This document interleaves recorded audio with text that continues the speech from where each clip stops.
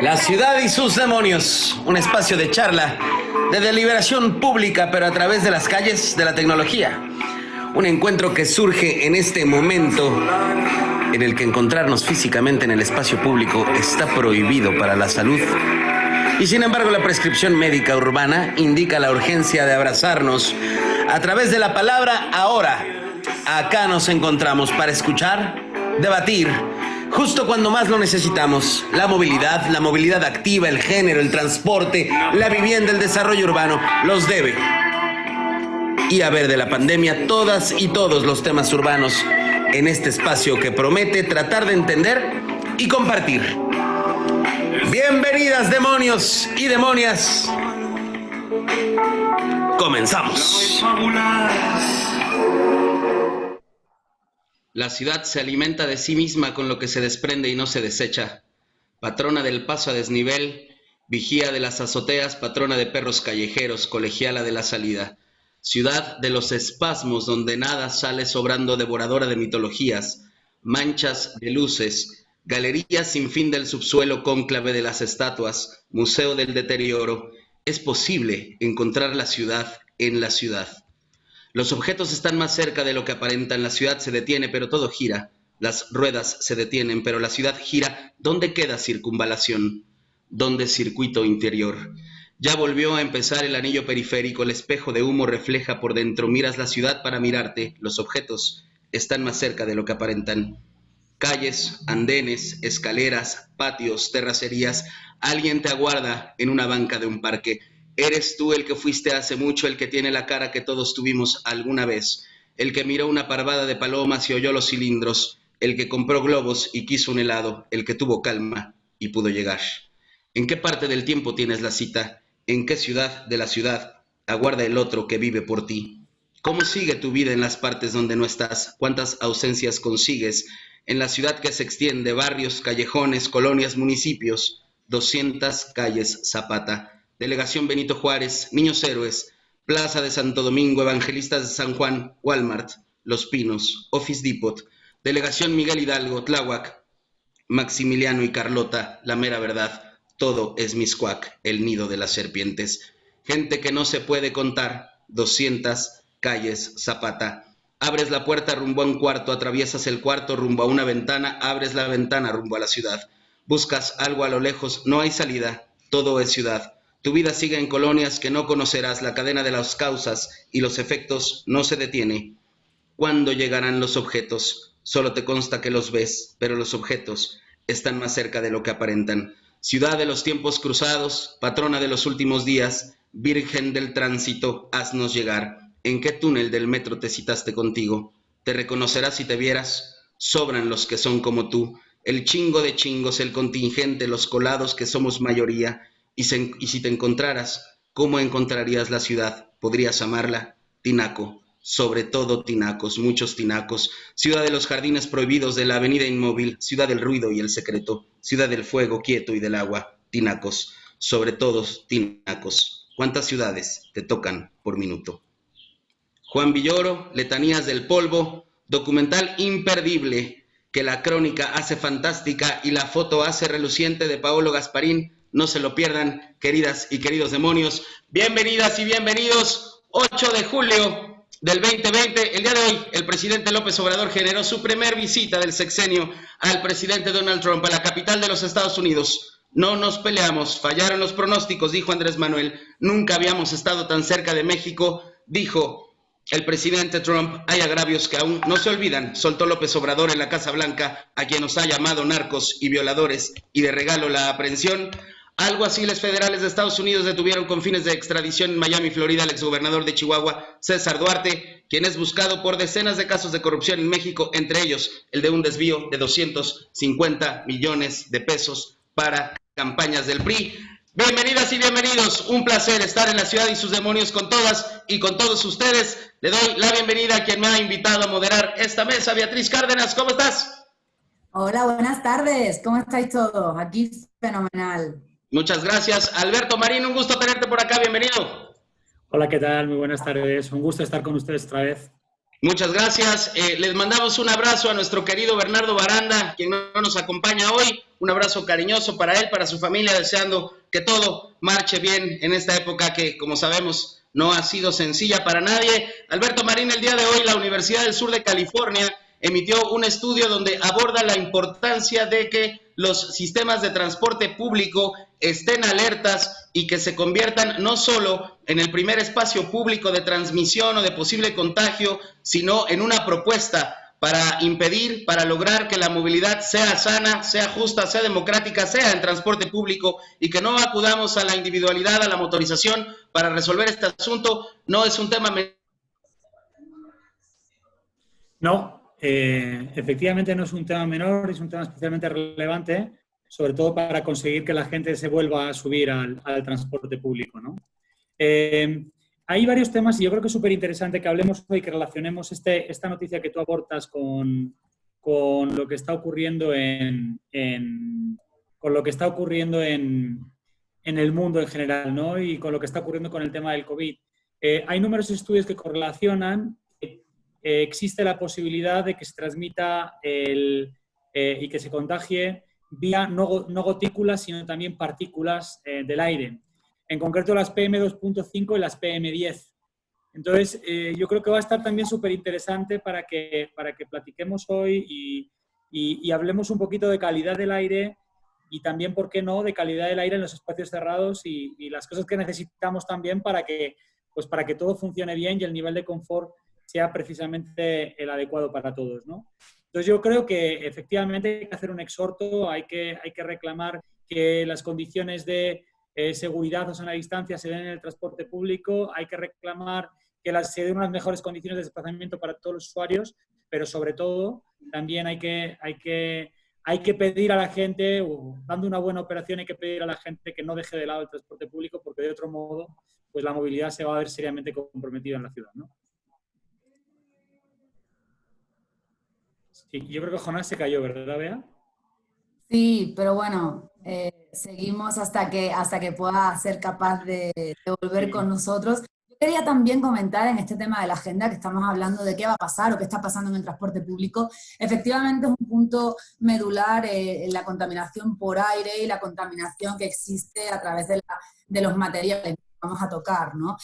Va a ser también igualmente importante abordar la limpieza, ¿no? ¿Cómo vamos a limpiar y con qué van a limpiar? Al final eso va a ser como un hospital, es decir, esos productos de limpieza y esos trapitos de la muerte, ¿no?, los famosos trapitos de la muerte que usen, ¿dónde van a acabar? Eso tiene que acabar sí o sí en algunos contenedores de materiales de residuos peligrosos que luego vayan a algún lugar, ¿no? Entonces entiendo que el debate está más allá de la sana distancia, más allá de que se usen los cubrebocas, más allá de que se puedan tener medidas incluso de temperatura, etcétera, etcétera, sino también luego el post, ¿no? O sea, como mirando esto como un ciclo de vida completo. La verdad es que tienen buena tarea ahí nuestros compañeros. Ahí está Jonás de nosotros, ya hemos comentado varias cosas de la agenda. Jonás. Ya hemos dejado la agenda cerrada, así que puedes pasar al brindis, Jonás. Muchas gracias, señoras, señores. Pues gracias por acompañarnos. Sandra, Guillermo, gracias por estar con nosotros. Salud. Bienvenidas y bienvenidos todos. Una disculpa, pues la tecnología no tiene palabra y me sacó de pronto del espacio. Así que, pero ya, estamos de regreso. Estamos de vuelta. Es un placer estar con ustedes. Hombre, pues un placer, Sandra, Guillermo, tenerlos con nosotros. Me gustaría mucho poder comenzar preguntándoles, si quieres comenzar tú, estimada Sandra, contándonos quién es Sandra Herrera. ¿Qué haces actualmente, Sandra? Comenzamos contigo y después le pediría a Guillermo exactamente lo mismo para poder dar inicio a la entrevista que tenemos esta tarde con los demonios y con ustedes. Te escuchamos, Sandra, bienvenida. Gracias, un gusto poder estar con ustedes esta tarde, noche, y bueno, ver tantas caras conocidas de un montón de lados diferentes. Muchísimas gracias por estarnos acompañando. Bueno, pues alguna vez un amigo ambientalista me dijo que era una mujer atípica y bueno, creo que eso me queda muy bien porque pues he tratado de hacer las cosas como las pienso y pues para los conservadores soy muy liberal, para los liberales soy muy conservadora. Estudié ingeniería Entonces, pues allí cuando me tocó estudiarla apenas éramos 27 mujeres entre 100 hombres. También empecé mi carrera en medio ambiente en un medio muy masculino, en calidad del aire, muy ligado a la industria automotriz. Y entonces, pues había hombres por todos lados y pues todos me trataban muy bien. Entonces, cuando me decían que había discriminación hacia las mujeres, pues yo decía, pues ¿cuál, no? Si a mí me va requete bien, hasta que me di cuenta de que no había otras mujeres. Y entonces dije, no, esto no es normal, y entonces sí empecé como a buscar la manera de poder ir abriendo espacios para otras mujeres. Y bueno, estudiando ingeniería industrial aprendí en la carrera que pues para tener éxito en vender un producto pues había que crear la necesidad en la gente de ese producto. Y después cuando entro a los temas ambientales realmente me dio shock, ¿no? de esa enseñanza, porque pues me di cuenta que pues íbamos por mal camino, el consumismo nos desbordó y bueno, pues creemos que eso tiene que cambiar ahora. Y pues también avanzando en esta carrera en el medio ambiente, mi corazón se dividió como en muchas partecitas, pero las partecitas más grandes están en calidad del aire y en residuos, pero también después me tocó atender biodiversidad y pues más bien amé a la gente que está trabajando por toda la agenda verde, por toda la biodiversidad, las áreas naturales protegidas. Realmente todos esos amigos que están en la agenda verde, los quiero muchísimo, les mando muchos abrazos porque tienen la camiseta muy, muy bien puesta a pesar de todo lo que está pasando en estos momentos. Y me di cuenta en algún momento que los temas de ciudad venían como avanzando muy rápido, pero no teníamos como el momento de un poco ir hacia la teoría, plantearnos hipótesis, pensar escenarios y bueno, pues por supuesto que es padrísimo aprender sobre la marcha, pero me di cuenta que pues toda esta carrera en combate a la contaminación que tenía y de aplicación en las ciudades me estaba dejando como una mesa de 3 patas, y entonces para poder equilibrarme decidí estudiar la maestría de desarrollo urbano. Por allí vi a Luis David, que fue mi maestra, y pues entonces ya entendí muchísimas cosas de la ciudad y pues también es parte de mi corazón dividido. Muchísimas gracias por invitarme.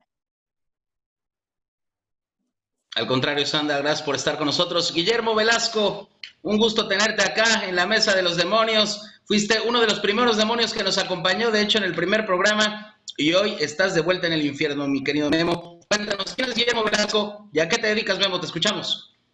Hola, qué gusto. Primero saludar a todos, a los que conozco y a los que estoy por conocer.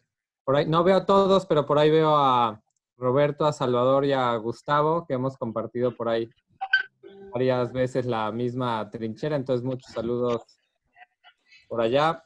Pues les cuento un poco, tengo perfil un poco parecido al de Sandra, igual ingeniero físico de profesión con una maestría en políticas públicas. Trabajo en temas ambientales desde que estaba en la universidad y trabajando en cosas de cambio climático, calidad del aire, residuos y demás, como que me di cuenta que todos tenían una raíz común en el problema.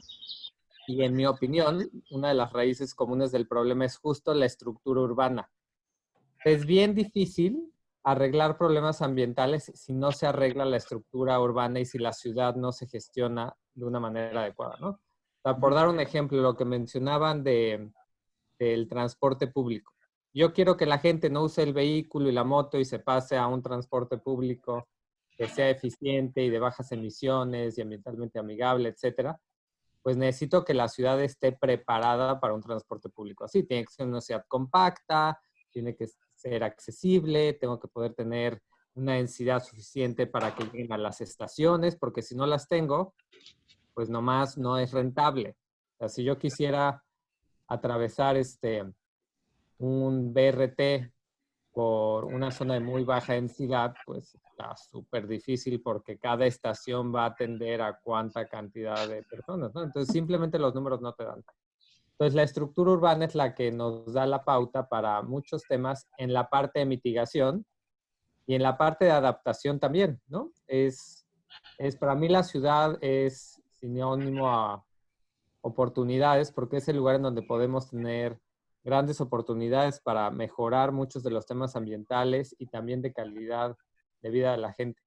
Yo arranqué en el tema de sustentabilidad, luego me metí a temas de desarrollo urbano desde este enfoque de cómo podemos estructurar la ciudad para ayudar al medio ambiente. Y finalmente me diversifiqué un poco más para integrar en mi quehacer la parte social, porque y la parte económica, cuando trabajé en temas de vivienda de interés social, decíamos, pues si vamos a tener una vivienda que tiene muy baja consumo de energía y muy baja generación de contaminantes indirectos, pero que la gente se la pasa mal adentro, no está en confort, gasta mucho en invertir en todos los componentes de la vivienda, pues no es sustentable, ¿no?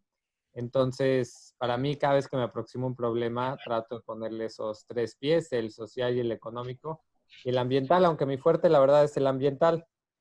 Y Guillermo Velasco, ¿quién más es? Pues Guillermo Velasco trabajó en la política mucho tiempo, casi 10 años de mi vida. Estuve trabajando en la política, 10 años, yo creo. Luego en el sector social, académico, investigador, investigación aplicada. Y ya finalmente en una empresa propia de consultoría que trabajamos aquí en México y hemos tenido la fortuna de trabajar fuera del país, no en los países de la ruta Revlon, como dirían los del Servicio Exterior Mexicano, ¿no? Trabajamos en países como Costa de Marfil, ¿no? Indonesia, que tienen retos similares a los que nosotros tenemos. Pero nos ha servido para aprender mucho y crecer mucho profesionalmente y poder trasladar las buenas prácticas que encontramos en cada uno de los países, ¿no? A las otras ciudades en donde trabajamos. Muchas gracias, Guillermo. Gracias a las 51 personas que se sumaron ya a nuestra charla, a la ciudad y sus demonios. Beatriz, nos dijiste que tú querías ser la primera demonia que soltara un trinchazo, así que te pedimos que des comienzo con la entrevista que tenemos esta tarde con Sandra y con Guillermo. Bea, bienvenida de nuevo. Adelante. De inmediato. Miren, yo tengo una pregunta para empezar muy concreta. Aquí hemos estado confinados y seguimos confinados, no sabemos hasta cuándo vamos a seguir confinados, ¿sí?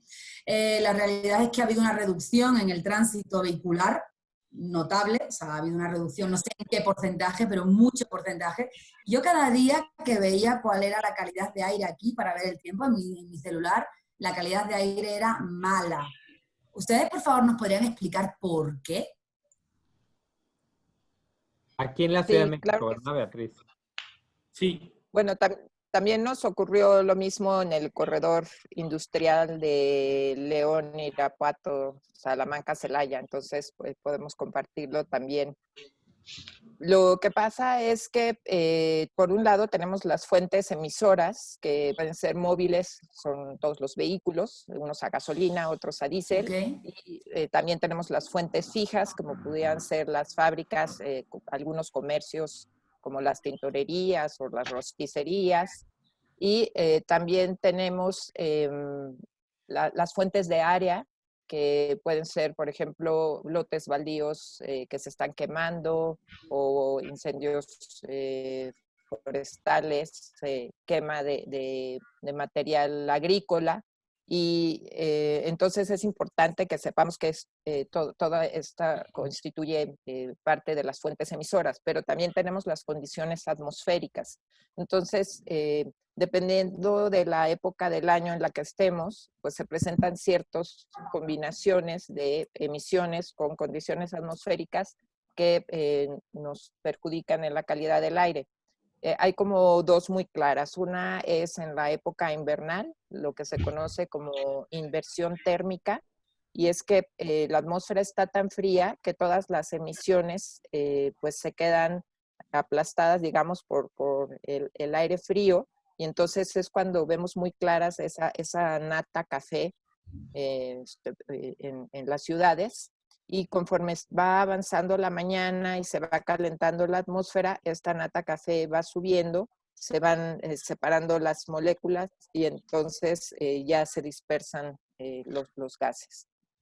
Y en la época de radiación, donde no hay mucho viento, que es en la primavera, tenemos que hay mucho ozono, porque pues son las condiciones que permiten que los gases que provienen de los escapes de los automóviles y de otras fuentes también se combinen con la radiación solar y entonces se produce el ozono.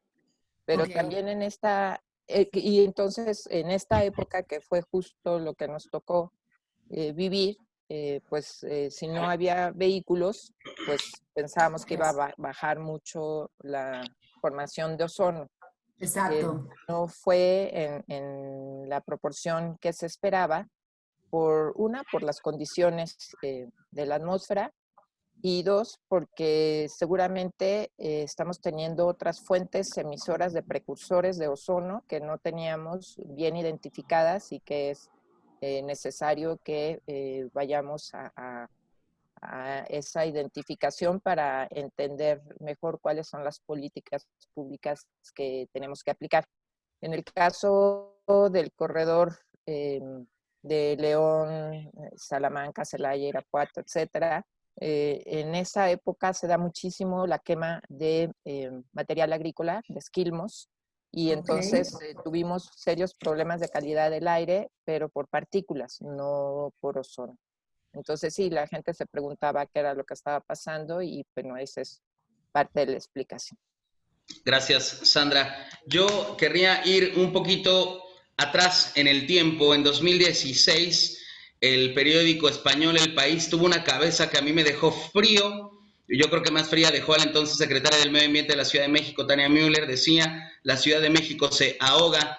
A este momento tristísimo que vivimos en la Ciudad de México, entonces lo precedió un amparo otorgado por la Suprema Corte de Justicia de la Nación para que carros más viejos, digámoslo así, pudieran entrar en circulación. La secretaria Müller o el entonces jefe de gobierno Miguel Ángel Mancera decidieron liberar o ampliar el amparo, y entonces tuvimos una entrada de más o menos 250,000 autos a la zona metropolitana del Valle de México que no nos esperábamos, y la situación entonces se agravó. Y me parece importante hablar con ustedes de esto ahora, Sandra, Guillermo, porque parece que de entonces no hemos dejado de vivir estas circunstancias profundamente complejas en este valle, donde tenemos además la circulación constante de decenas de vehículos de los municipios conurbados de esta, que también incluso tiene una institución que se dedica a velar para ello, la Comisión Ambiental de la Megalópolis.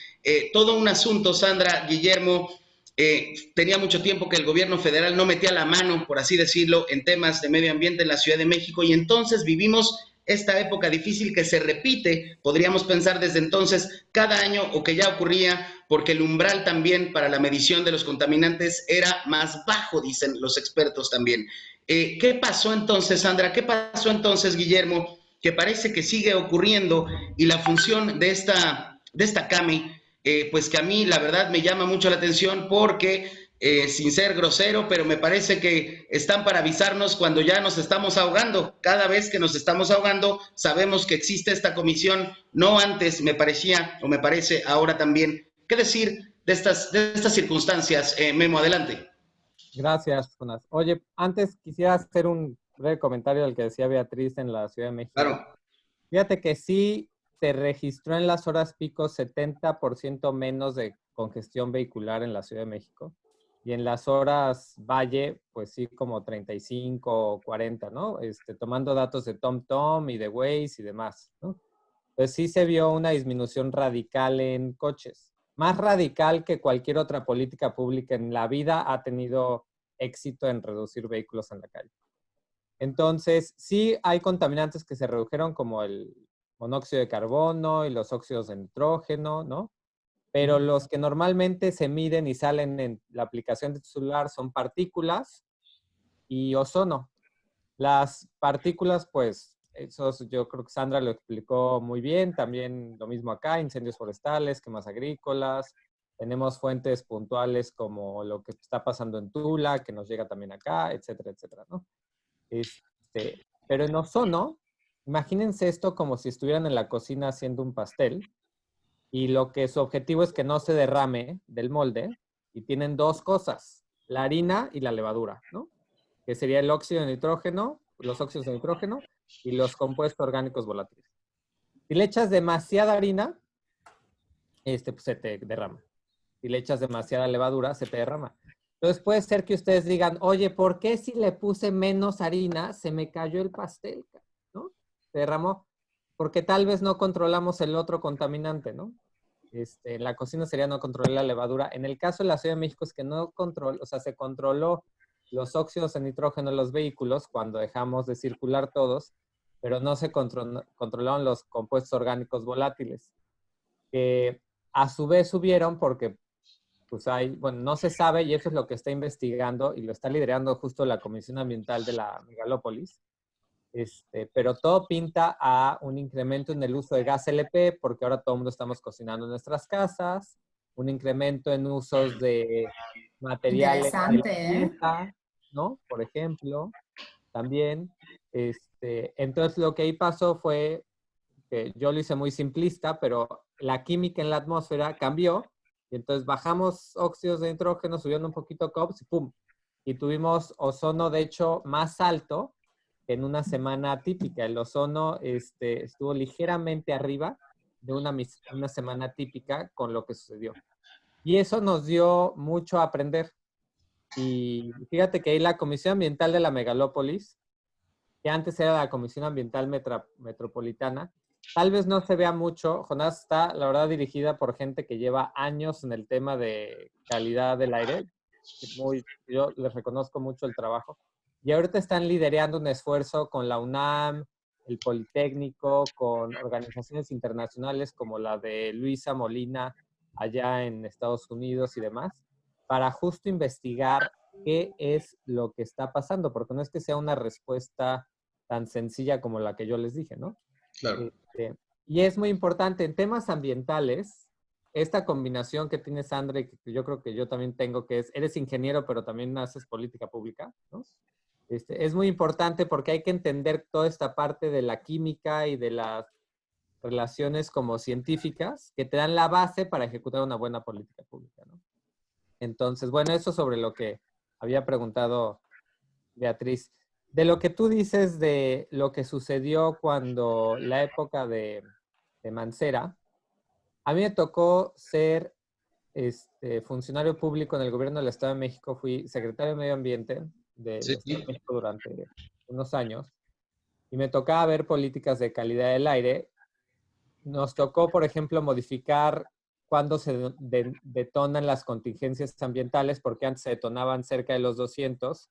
E hicimos un calendario con la Ciudad de Distrito Federal en ese entonces para que fueran bajando. Eso lo que hace es que se detonan las contingencias, pues todos nos preocupamos porque normalmente lo mismo que ve Beatriz en celular, en vez de ver cuáles son la cantidad de puntos de concentración de ozono, o sea, no está viendo si hay 100 partículas por billón de ozono, está viendo si la calidad del aire es buena, mala, regular, extremadamente mala. Entonces, al ir ajustando eso, se creó una mayor conciencia en la ciudadanía y en toda la gente que trabaja en política pública y se volvió a detonar ese capital político para seguir en el tema ambiental. Nos viene este amparo. El amparo tiene razón, iba sobre, es que tú no puedes definir si un coche es ambientalmente bueno o no por los años. Pues no, tienen razón, pero es que lo de los años era una forma para explicarlo de manera más sencilla. El fondo está en la vida útil del convertidor catalítico, el que te reduce o mitiga las emisiones de tu vehículo. Tú tenías una regla de dedo, 10,000 kilómetros al año más o menos por coche. El convertidor catalítico, su vida útil, sus años de garantía, por así decirlo, son a los 80,000 o 100,000 kilómetros. Vamos a estar en la segura también me tocó reducir de los 10 años a los 8 años el otorgamiento del holograma cero. Y lo que hace es que la gente renueve el parque vehicular. Lo ideal es, pues cambia tu convertidor catalítico, manténlo nuevo y en buen funcionamiento, ¿no? Pero ahí yo creo que el sector ambiental se perdió la oportunidad de poder decir, está bien, no va a ser por años, va a ser por tecnología.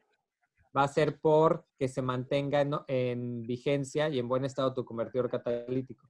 Y es lo mismo, nos hemos quedado en el mismo punto, solo que la gente ahora hubiera tenido que o cambias de coche o cambias tu convertidor catalítico.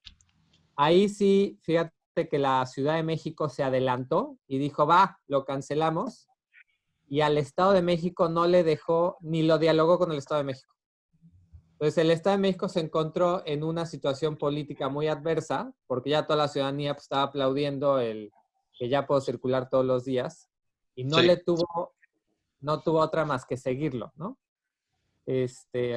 Entonces sí, yo creo que esa como acelerarse a cancelar el programa por un tema, en mi opinión, político, fue una oportunidad perdida porque sí se pudo haber mantenido la verificación vehicular como estaba. Que más allá de los temas que tiene la verificación vehicular, que hay muchas áreas de oportunidad, muchísimas todavía, lo que sí logró, y nosotros lo estudiamos junto con unos economistas del ITAM, con Juan Carlos Velaustegoiti y Carlos Muñoz Piña, que son muy buenos ambos, encontraron que la renovación vehicular en la Ciudad de México se había adelantado como entre 4 y 5 años comparativamente con otras ciudades gracias a tener ese límite en el holograma cero. Porque la gente en su subconsciente dice, voy a renovar mi vehículo.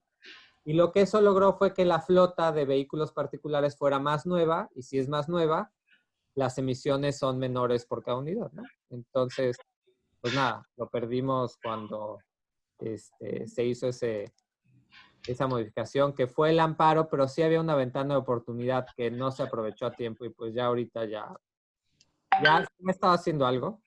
Yo les diría que las autoridades de calidad del aire en la Comisión Ambiental de la Megalópolis, en el Estado de México y en la Ciudad de México son personas que saben mucho del tema y muy comprometidas y están trabajando muy bien.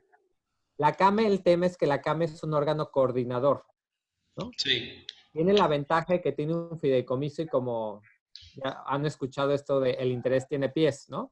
Entonces atrae como que a las entidades a que como que tiene una zanahoria para que se coordinen las entidades. Y es lo que está impulsando mucho la Comisión Ambiental de la Megalópolis, esa coordinación que se ve, o sea, sí se ve en la Ciudad de México y particularmente entre el Estado y la Ciudad de México trabajan muy bien. Y ahorita en el programa de calidad del aire para la zona metropolitana del Valle de México ya invitaron a Hidalgo. Entonces ya están empezando a jalar a Hidalgo, a que se coordinen las políticas. Entonces, pues nada. Ojalá que tengamos buenas noticias de la CAME pronto. Guillermo, de pronto pareciera también que los estados abandonan a la Ciudad de México. Ha sido una cosa simpática. Quienes no somos unos expertos de primera en esto, hemos vivido desde otra perspectiva y aparentemente con otras consecuencias estos desaciertos tal vez o estas pérdidas de oportunidad que nos mencionan. Alberto, te escuchamos. Bienvenido. Hola, buenas. Pues la verdad que está muy, muy interesante. Estaba viendo ahí a Sandra ver un poco, a sentir a lo que decía Guillermo y pues claramente veo que está en sintonía con lo que pensaba. Y a mí me gustaría ahondar un poquito más precisamente en este organismo, en lo que es la CAME. Entonces, a mí me gustaría saber realmente para qué sirve la CAME y esta pregunta pues se la dirijo a Sandra, por ejemplo. ¿Para qué sirve la CAME y por qué la CAME es importante para toda la zona central o para toda la región centro? Claro, sí. Mira, antes de entrar a la CAME, a mí me gustaría sumar un comentario a lo que comentaba Guillermo sobre el Hoy No Circula. Yo creo que como ambientalistas, por algún tiempo pecamos de ver las cosas exclusivamente desde la dimensión ambiental de la sustentabilidad y no tener en cuenta la parte social y la parte económica. Y pues nos hizo falta una mejor comunicación con quienes ven los temas de movilidad como para poder pues ir yendo de la mano con pues una política muy, muy agresiva de transporte público masivo que realmente pues pudiera garantizar a la gente que, por ejemplo, tenía un vehículo ya muy viejo, pues poder pasarse a ser usuario de transporte público sin que perdiera calidad de vida, ¿no? Y entonces me parece que ahora Ciudad de México, León también, también en la zona metropolitana de Guadalajara, están como que tratando de ir a la par entre estas medidas de ambientales para reducir la contaminación atmosférica por fuentes móviles y la parte de movilidad en transporte público. Entonces, creo que allí es un cambio importante, pero también, por ejemplo, oye, me daba mucha risa la foto, perdón por el señor, pero me dio mucha risa la foto de un señor que se echa boca abajo sobre la ciclovía, me parece que en la GAM o en esa, porque pues él es dueño de su auto y pues no quiere cederle un carril a las bicicletas. Y entonces, pues nos ha faltado también saber comunicar como autoridades cuál es el porcentaje de gente que se mueve en transporte público y el porcentaje de personas que se mueven en auto privado. Estamos más o menos a nivel nacional en un 85% que utiliza transporte público y un 15% que utiliza el auto privado. Entonces, por supuesto que la obligación de los gobiernos sería cómo pues hacer esta movilidad de la mayoría de las personas mejor y con mayor calidad, y de repente pues vemos que hay un montón de dinero invertido para vialidades para el auto privado. Entonces pues sigue esta cuestión de ver al auto como aspiracional, porque pues me va a resolver en parte esta calidad de vida por no transportarme en transporte público, sino en auto privado. Pero también lo hemos visto aquí en Ciudad de México, que en la medida en que se ha invertido en vialidades, pues también en épocas en donde la economía fue mejor, aumentó el número de autos y entonces pues saturó las vialidades y no había cómo moverse. Entonces creo que sí tenemos que ir y cuando hay ese tráfico intenso, pues obviamente las emisiones contaminantes son mayores y ociosas, porque no se mueve el coche, pero está quemando una cantidad impresionante de combustible. Claro. Entonces, creo que tenemos que ir de la mano siempre los ambientalistas con la gente de movilidad para que podamos realmente mejorar la ciudad. Y Oye, además, Sandra, y a propósito, adelante, además, Sandra, la congestión es un factor especialmente relevante en el nivel de emisiones también, ¿verdad? Sí, sí, o sea, sí. el hecho de acelerar y decelerar pues tiene una influencia muy, muy importante. Sí, ahora, la Comisión Ambiental de la Megalópolis me parece que puede ser un organismo muy importante, no solamente en materia de contaminación atmosférica, y así lo ha expresado Víctor Hugo Páramo, que está ahora a cargo de ella. Quisiera ver cómo podemos pues sumar más temas ambientales, como sería el tema de residuos, que también es un problema muy, muy grave en la megalópolis. Y como decía Guillermo, es coordinación, no existe una figura constitucional que le permita operar de manera vinculante, es decir, que obligue a que lo que allí se acuerda sea obligatorio para los estados que conforman la megalópolis. Entonces todo tiene que ser a través de acuerdos y bueno, de antemano puedo decirles que si los acuerdos los tomáramos solamente los técnicos, pues iríamos muy bien, pero pues a veces ya son decisiones políticas que pues allí pues nos dejan un poco fuera de la jugada y entonces pues a veces hasta nos crean frustración a los que estamos muy en la parte técnica, pero pues seguimos siendo muy cuates y no nos cansamos de estar aquí en la lucha. Y además, seguramente con un gran compromiso, Sandra, lo que mencionas me parece importante, y sí es cierto, recuerdo que estuvo Víctor Hugo Páramo y también Sergio Sánchez hace mucho tiempo, cuando estaba Marta Delgado en la Secretaría de Medio Ambiente en la Ciudad de México. De esto que mencionas, Sandra, me parece relevante preguntarles a ambos, las tecnologías o los combustibles porque a lo mejor no es fácil tener las dos de la mejor calidad, y en ese sentido las fuentes móviles se convertirán en un asunto importante. Y lo otro, Sandra, hablando justamente de esto que decías, si los técnicos llegáramos a acuerdos, pues a lo mejor sería distinto, pero pues no siempre ocurre así. Cuando el expresidente Felipe Calderón estaba de campaña, Sandra nos aventó una bomba y dijo, vamos a cancelar la tenencia. Era un gancho, digamos, político de campaña que era atractivo para quienes seguramente prefieren no pagar por la tenencia vehicular. Punto. Abrió así la puerta después ya durante su gobierno para que los congresos locales, Sandra, abrogaran el pago de la tenencia, para hablarlo en términos más lisos y llanos. ¿Qué pensaste tú entonces? ¿Qué pensar de eso? Porque podría ser, lo desconozco, pero a partir de lo que dices, uno de esos momentos en los que los políticos deciden una cosa que posiblemente a los técnicos no les haya hecho tanta gracia, y al final tampoco mucho beneficio, digamos, para el medio ambiente en México, Sandra. Entonces, les pregunto, ¿combustibles o la tecnología? Y luego, ¿qué decir de este tema de la tenencia, Sandra? Los escuchamos, quien quiera. Bueno, pues te contesto primero lo de la tenencia.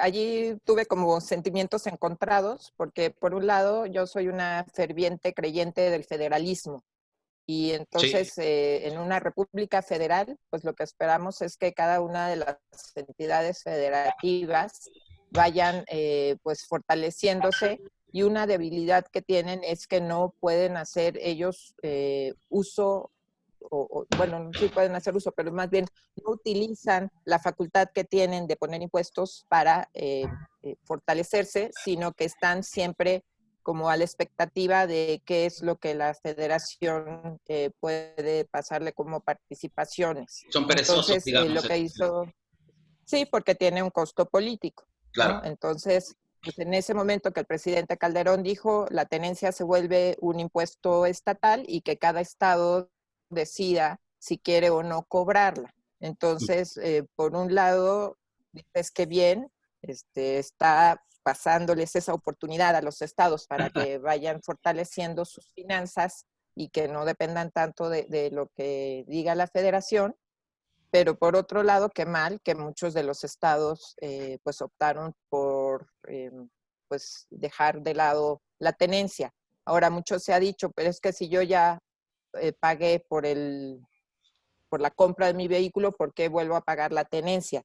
Bueno, lo que pasa es que tenemos que entender un poco la tenencia como esa parte que le ayuda a invertir en lo que se ha invertido toda la vida, que son las vialidades, ¿no? Claro. Ojalá nos dieran un poco de inversión en banquetas, por lo menos para los peatones, con ese mismo dinero. Pero bueno, los estados optaron por no cobrar en muchos lugares la tenencia, y también pues volvió en un problema grave con el emplacamiento, sobre todo aquí en Ciudad de México, que muchísima gente emplaca en Morelos, y Sí, sí, sí. la realidad es que si vives en Ciudad de México, pues tienes que apoyar a la construcción de infraestructura, y pues para eso es este impuesto. Entonces, me parece que si quieres ser buen ciudadano, tienes que ser congruente y emplacar tu vehículo en Ciudad de México si vives en Ciudad de México. Muchas gracias, Y Sandra. lo otro de tecnología, adelante. No, te escucho, adelante. Los combustibles y la tecnología, venga de ahí. Rápidamente, es una combinación. Nosotros, por ejemplo, en vehículos a diésel, nos hemos quedado muy atrás que lo que se vende en Europa, porque no tenemos diésel ultra bajo azufre. Entonces, allí, pues si estamos quemando un diésel muy sucio, pues no vamos a poder tampoco acceder a tecnologías que son mayor controladoras de estas emisiones a diésel, porque pues, se descompone el auto, ¿no? Entonces, allí estamos en esa cuestión. Y en gasolina, pues lo que estaríamos nosotros esperando es que también toda la gasolina fuera ultra baja en azufre, para pues no tener tantas emisiones, pero allí pues parece que vamos un poco hacia atrás en la calidad de combustibles en el país.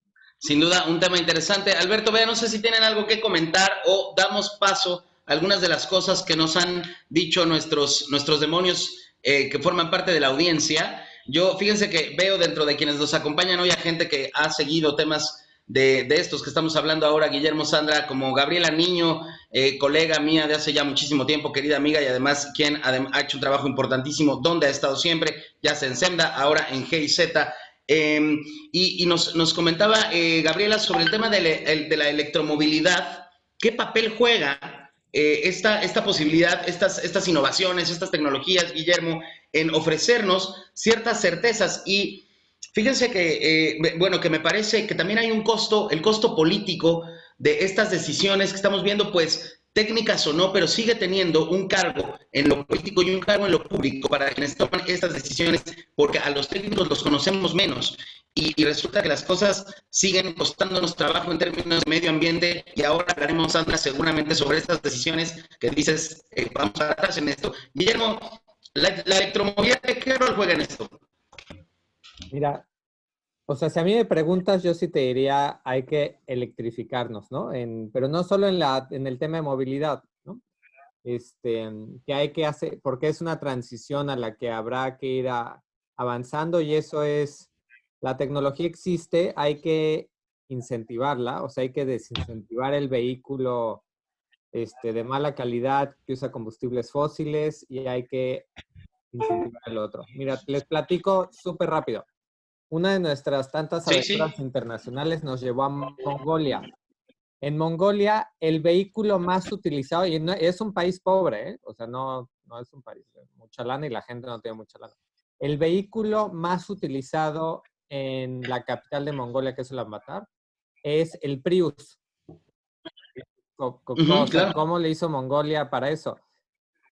Un incentivo fiscal. O sea, ellos tienen un esquema fiscal que está muy clavado en el tema de impuestos de importación y demás. Total, dijeron, no, pues para fomentar el tema de calidad del aire y cambio climático, quítale, exenta a los híbridos de eso y ¡pum! ¿No? 50 y tantos % de la flota vehicular son híbridos. Entonces, wow, como que yo ahí dije, pues no es tanto un tema de lana, ¿no? Es un tema de decisión política y de establecer un esquema fiscal muy bueno. Ahí lo malo es que entras en el juego de tratar de convencer en el sector público a los que están en Hacienda y Finanzas, que son los huesos más duros de roer. A mí me tocó convencer al gobernador y que el secretario de Finanzas me lo echara para atrás, ¿no? Así de complicado era el tema. Pero bueno, pues yo creo que ahí es un tema de incentivos fiscales y económicos que bien diseñados nos pueden transicionar hacia la electromovilidad. Yo sí creo en eso para calidad del aire, pero lo creo también para otras fuentes de área, porque las fuentes móviles es uno de los componentes en la contaminación, pero no es el único.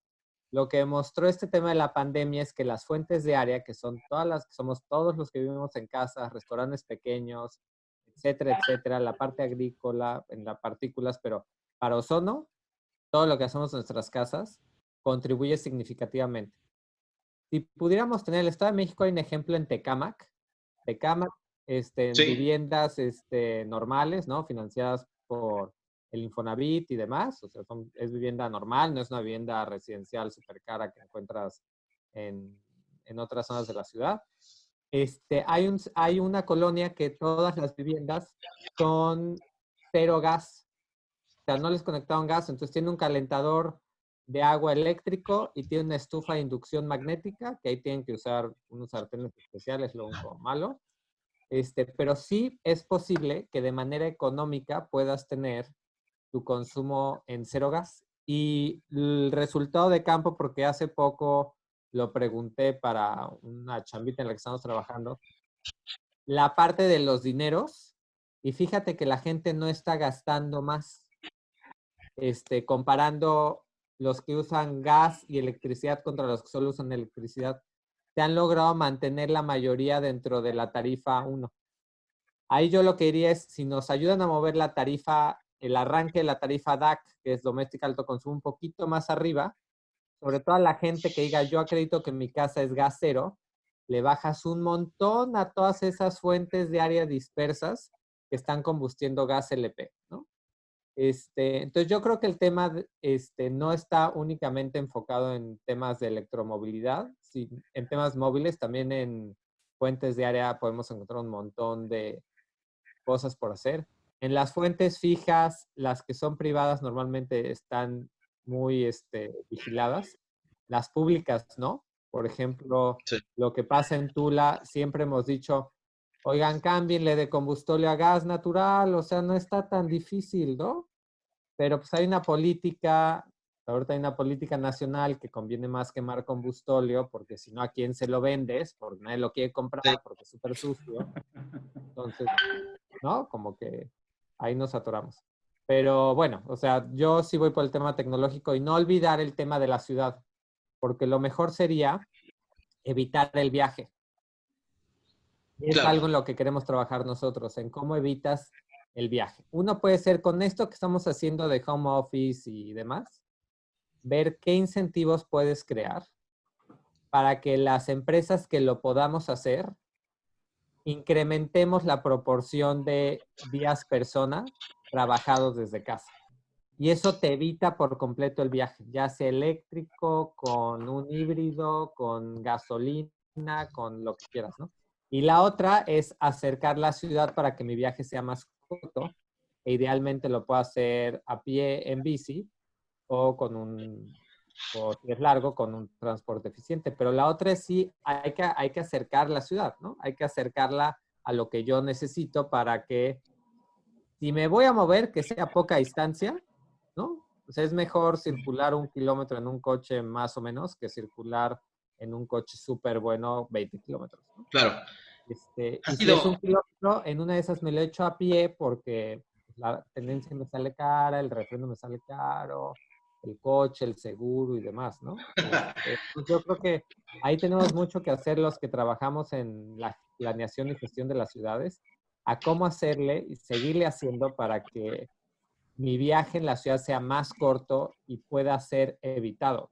Y el pueda ser evitado está desde trámites electrónicos hasta trabajo desde casa, hasta foros como estos en donde no tenemos todos que trasladarnos al World Trade Center a vernos en un foro, ¿no?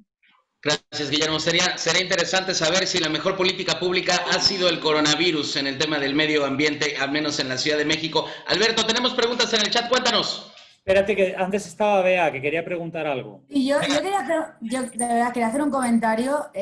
Bueno, soy una demonia de la ciudad que no tengo carro, antes de que me vengan haters y tal. En realidad, viendo un poco este escenario, este tema, insisto a mi primera pregunta, hemos tenido niveles altísimos de ozono cuando los carros estaban parados, estaban detenidos. Entonces, lo que quiero decir es que sí, obviamente hay que implementar políticas públicas que mejoren y que eviten este tránsito de tráfico, por supuesto, pero pues parece ser que la ciencia no la tenemos del todo de nuestro lado, ¿no? Al menos las estadísticas. Claro, mira Beatriz, y ahí muy importante en que todos nos dimos cuenta, así como tú, que el coche no es el principal problema en materia de ozono en la ciudad. Había unos factores meteorológicos, claro que los hubo, que contribuyeron, hubo más sol, y si hay más sol, la reacción es más fuerte y se genera más ozono y demás. Pero ahora imagínate cuando salgamos nosotros y digamos, oigan, hay que poner más políticas públicas para restringir el uso del vehículo por el tema ambiental. La gente nos va a decir, oye, a ver, Ya. regrésate al encierro de la pandemia. Claro. Ya se demostró que por ahí no va. Entonces, la resistencia social va a estar buena. Y va a estar bueno también porque la gente se va a querer mover no con 30 o 50 personas más, se va a querer mover sola en su propio... Sí, efectivamente, ese es otro tema, pero yo creo que aquí hay otro debate que da para mucho, para dejar también que la gente que está aquí en el chat pueda Claro. participar y me quiero callar. Pero bueno, allí me parece muy importante señalar que si hubiesen estado circulando todos los vehículos que normalmente circulan con las condiciones Sí. meteorológicas que existían, hubiéramos entrado en una contingencia ambiental como la que hubo el año pasado, de hoy no circula toda la semana. Entonces, creo que eso no lo debemos tampoco perder de vista. Entonces, fue una combinación.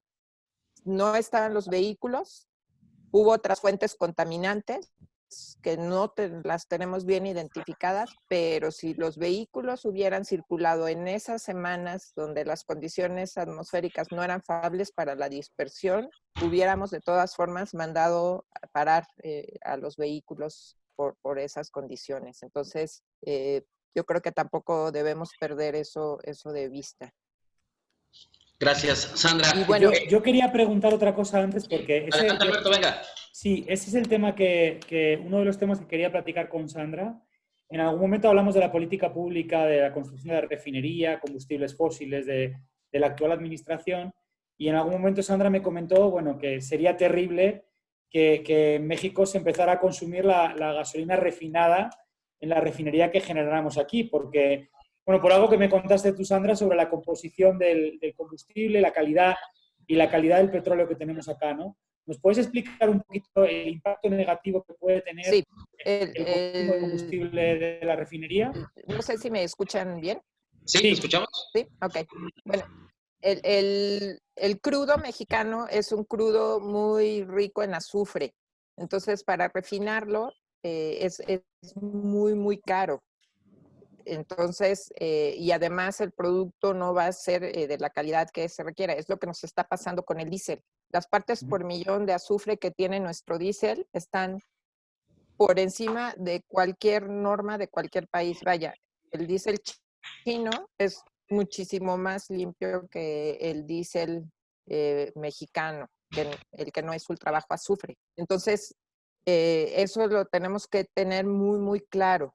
Ahora, un residual de petróleo es el combustóleo, que es todavía más sucio. Ese combustóleo lo están queriendo regresar a las termoeléctricas. Lo gravísimo sería que en Jalostoc metieran el combustóleo, que en el 1990, que fue el primer programa contra la contaminación atmosférica, de donde salimos Sergio Sánchez, su servidora, Rodolfo Lassi, etcétera, en esa época era todo el Valle de México. Entonces, volver al combustóleo sería volver a los años 90, por un lado. Por otro lado, ¿qué es lo que está sucediendo? Ese combustóleo va enviando a usarse en barcos. La Asociación Marítima Internacional, discúlpenme que no recuerdo el nombre en este momento, que ya dijo que en los barcos no se puede utilizar eso, hizo que el combustóleo mexicano perdiera mercado. Entonces, Pemex dice, pues mi cliente cautivo va a ser Comisión Federal de Electricidad. Por lo tanto, al único que le puedo vender es a ellos, y entonces, pues ahí está una de las razones por las cuales no quieren generar energía eléctrica por fuentes renovables. Entonces, todo está ligado, ¿no? Entonces, sí, es grave lo que está sucediendo en materia de política energética basada en combustibles fósiles y muy relacionado con la salud, como lo están diciendo en los comentarios. Entonces, es algo que pues tenemos que tener muy presente. Muchas gracias, Sandra. Gracias, Guillermo. Bueno, pues son básicamente las 8 de la noche. Siempre el tiempo, la verdad es que se nos va endemoniadamente rápido. Y sin embargo, agradecer a la gente que ha estado acompañándonos en el chat. Obviamente darles las gracias, Sandra, Guillermo. Y pasar a una siguiente sección, una sección un poco más amable. Y voy a decirles una palabra, una frase. Primero a Sandra, luego a Guillermo, o uno y uno, como prefiramos. Ustedes me van a contestar con lo primero que les venga a la mente. Mi estimada Sandra, aquí se llama La Ciudad y sus demonios, y cuando yo te digo ciudad, ¿en qué piensas? Quiero una ciudad verde y para las personas. Guillermo, ¿en qué piensas cuando te preguntan, cuando te dicen ciudad? Yo pienso siempre en oportunidades. Es el lugar donde tenemos todas las oportunidades para mejorar el tema ambiental, para mejorar el tema social, incrementar la justicia social, para mejorar temas económicos para todos. Entonces, es el lugar en donde más oportunidades tenemos para arreglar nuestra sociedad. Gracias, Memo. Sandra, una refinería. Un mal olor y nubes muy oscuras. Gracias, Sandra. Memo, energías renovables y pleito con las empresas que generan electricidad. ¿Qué pensar? Gran sorpresa. Me parece que, no sé, me parece que es el mundo al revés, es como el mundo bizarro a veces, ¿no? Me siento como en estas caricaturas del Superman bizarro que era el malo, ¿no? Ahora resulta que arriba el combustóleo y abajo las renovables fue como, wow, ¿no? Entonces sí, yo diría confusión. Gracias, Memo. Sandra, Felipe Calderón. Yo creo que es un gran ambientalista. Mi primer árbol lo sembré con él hace casi 30 años. Gracias, Sandra. Memo, me imagino que ya sabes cuál es la que te toca a ti. Enrique Peña Nieto. Híjole, ¿qué decirte? No sé, fue mi jefe. La verdad, creo que tuvo muchas oportunidades que dejó pasar, ¿no? O sea, yo pienso en él y digo oportunidades perdidas porque o sea, tenía gente competente, como que tuvo en su momento el poder político para hacer grandes cambios al país. Hizo algunas cosas, pero creo que se le pasaron varias oportunidades, ¿no? Gracias. Sí. Gracias, Guillermo. Sandra, ¿tu sonido favorito cuál es? El correr del agua en los Gracias. ríos y ojalá que estén limpios. Gracias. Memo, yo vi tu currículum y tú se me hace que sí te has leído por lo menos 3 libros, así que cuéntame, ¿cuál es tu favorito? Mi libro favorito. Híjole. ¿Cuál te podría decir? Fíjate, me gusta mucho uno que, bueno, lo leí en inglés, que se llama, hay dos, que son The Outliers y Tipping Point, ¿no? Y te habla, y otro que está en la misma idea que se llama Nudge, que te hablan un poco de cómo pequeños cambios que tú hagas en tu vida o en la sociedad pueden detonar grandes modificaciones, ¿no? Y de los outliers igual, como ciertos cambios menores en cierto momento de tu vida pueden hacer grandes cambios al futuro. Y lo que eso a mí me deja es que aunque nosotros a veces, todos los que estamos aquí, nos vemos y así decimos, híjole, es que yo mi granito de arena lo pongo aquí. Este granito de arena puede ser justo el tipping point o el notch, o nosotros podemos ser ese outlier que luego va a detonar un cambio muy importante en México. Y yo creo que muchos, si no es que todos los que estamos aquí, tal vez sin darnos cuenta, lo hemos logrado. O hemos hecho algo que en 10 o 20 años en el futuro lo vamos a detectar. Sobre todo en temas de ciudad, esos pequeños cambios es bien difícil verlos a corto plazo, ¿no? Muchas veces lo que hacemos, y muchos de aquí han estado en la gestión pública, estoy seguro que han hecho muchas cosas que no las vimos, pero que las vamos a estar recibiendo sus beneficios a lo largo de los años. Entonces yo diría que esos tres me encantan. Sí. Gracias, Guillermo. Ojalá que así sea, que lo veamos. Guillermo, ¿eres un demonio de la ciudad? Híjole, pues depende cómo lo pongas, ¿no? Como yo soy medio persinado, te diría que preferiría ser un ángel de la ciudad. Me parece bien. Sandra, ¿eres una demonia de la ciudad o no? Cuéntanos. Qué bueno que le preguntaste primero a Guillermo, porque yo también decía, ¿qué contesto? No, yo también quiero ser un ángel de la ciudad. Me parece muy bien que hoy hayamos tenido un par de ángeles de la ciudad. En la ciudad y sus demonios, Beatriz, generaste un cartón maravilloso, estoy seguro. Enséñanos para que lo comentemos con Sandra y con Guillermo, por favor. Adelante. Muy bien, ahí va, señores. Espero que les guste. Bueno, pues la visión, ¿no? De esa ciudad contaminada y que seguro que algo podemos hacer. Y para eso estamos los demonios, para empezar desde aquí a hacer algo, ¿no? ¿Qué decir, Memo? ¿Qué dicen? Venga de ahí. No, me encanta cómo se ve alguien soplando todo esa nube de contaminantes y de problemas, si lo vemos así, nube de contaminantes y de problemas fuera de la ciudad. ¿Qué opinas, Sandra? Ah, pues era como cuando decían que la mejor secretaría era la Secretaría del Viento.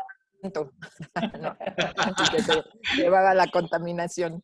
Sí. Se nos quedaron, gracias colegas, se nos quedaron algunos temas todavía. Un asunto, sí. Importante, Jonás. Yo creo que Venga, Sandra venga. puede invitarnos al evento que va a lanzar el Estado de Guanajuato próximamente para que nos platique de eso, porque pues están haciendo muchas cosas y Sandra está trabajando mucho en Venga, Sandra.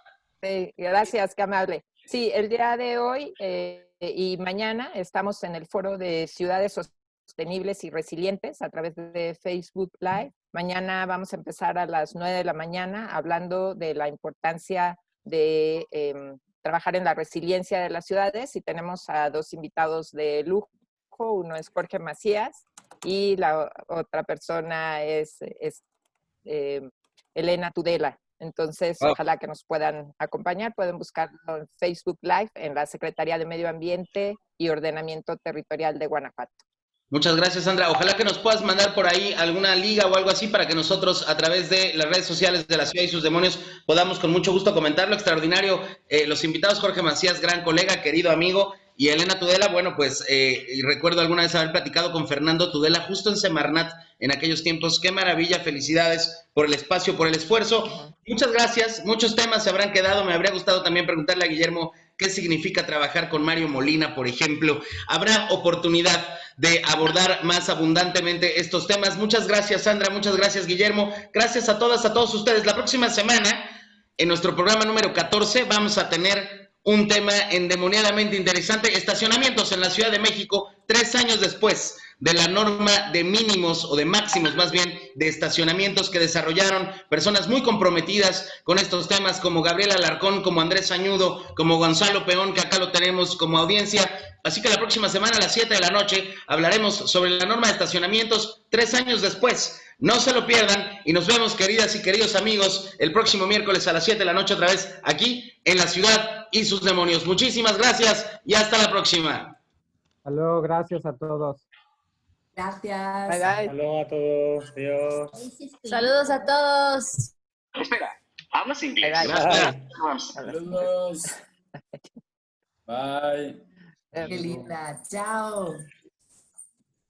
Johanna. Ay. Qué guapa. Adiós, amor mío.